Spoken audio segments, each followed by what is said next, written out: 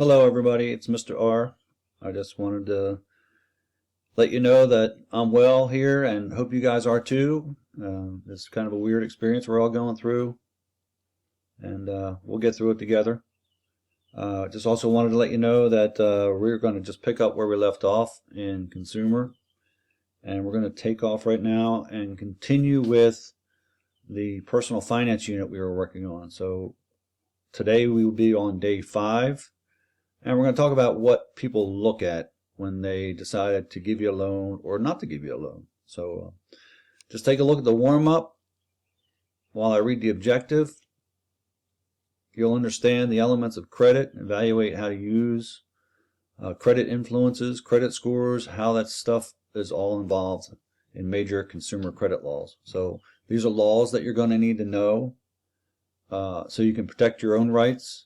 If you have an issue with a collection account or someone gets your information or something like that, you need to know what laws are out there to help you get a loan or fight a situation involving a bad loan or something of that nature. So this is all good information, stuff you can use every day, and we're going to get moving here. So which item catches your eye, and what do you need to purchase the item?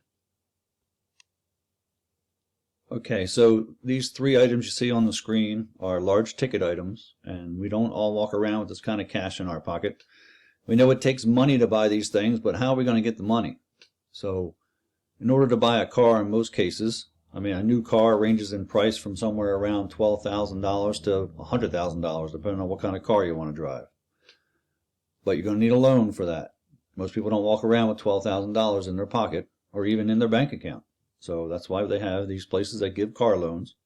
So you can finance a vehicle in order to get transportation. Vacations, they're usually large ticket items as well. Sometimes you have to finance them, put them on your credit card or pay it over time in installments in some way. I know that's what I did when my wife and I went to Europe. We just started paying it a couple years ahead of time, and we just paid it in installments. But and then there's a big screen TV down there. It looks like it's about the size of my living room, and I don't think I could afford that television, so I'd have to get a loan. Okay, so in order to get a loan, the credit companies look at 3 particular things, and these 3 things are called the 3 C's. Now, you can discuss with somebody in your house what they might be, but I'm just going to go right into it. The 3 C's are something that a credit analyst, when they're looking at your credit, they're going to look at these 3 C's, and those 3 C's are your character. What kind of payment history do you have? Are you stable in your job, in your home? Have you been at the same address or the same job for a long time? Do you own your home or do you rent your home? If you're doing either, have you been there for a long time? These are the things they're looking at as far as character. The next C is capital. Capital is money. Income, your payment to income. If you have a car that's 80% of your income, you're probably not going to get a loan for that. But if you get a car loan for something that's 10, 15, or 20% of your income, car loan companies are likely to give you a loan for that amount. And then the third C is capacity. What kind of debt do you have? Do you have money in the bank? Do you have regular money coming in all the time? What is your debt to income? How much debt do you have compared to how much income you have? Debt to income, in most cases, places look at 50%. If you have 60% debt to your income, a car loan company is not likely to give you a very good rate if they give you a loan at all. So these are things that you really need to keep in mind when you're going to buy large ticket items.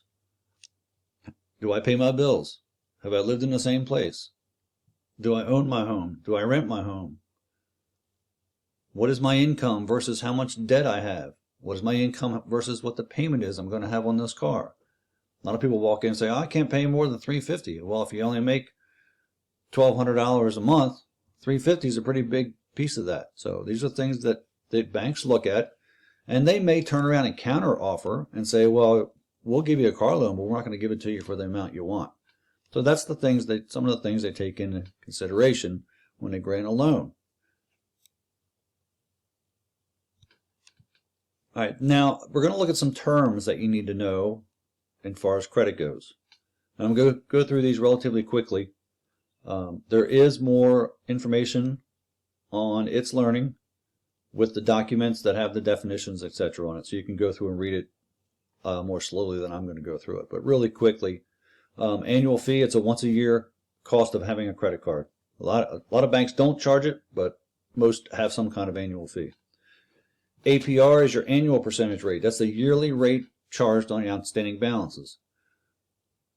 Balance is the amount of money that you have. So in your credit, for example, if your credit limit is $10,000 and you spent $5,000, your balance is now $5,000. Credit Bureau, we talked about earlier in the year. We talked about the 3 credit reporting agencies, Equifax, Experian, and TransUnion. And these are the places that people report your payment history to. You get a cell phone plan with AT&T or whoever. The AT&T reports to this credit bureau. That's how things go. You go to car loan, the car loan company reports to a credit bureau, and then other banks can look at that credit bureau and say, oh, he paid his car loan. I'd be happy to give him a car loan. Credit line, that's the maximum amount that someone will loan you on a specific credit card. So your credit line on a credit card is, for example, you go, you say, I need a credit card. They figure out how much you make, how much you earn, how much you've paid back, things like that. They look at your credit. They give you a credit line of about $5,000. Say, okay, here you're approved for a credit line of $5,000. When that $5,000 is gone, you're in debt and you have late payments. You can't go over that amount. That's the max that you can use. That is the maximum amount you can use. Most people don't use the max amount. That's the max amount you can use. And you have to pay it back. You can't just spend it. You have to pay it back to the credit card company. Credit rating is pretty much your credit score, how good you are at paying your bills. You got to have a good credit rating if you want to borrow money or apply for credit cards or car loans or things like that.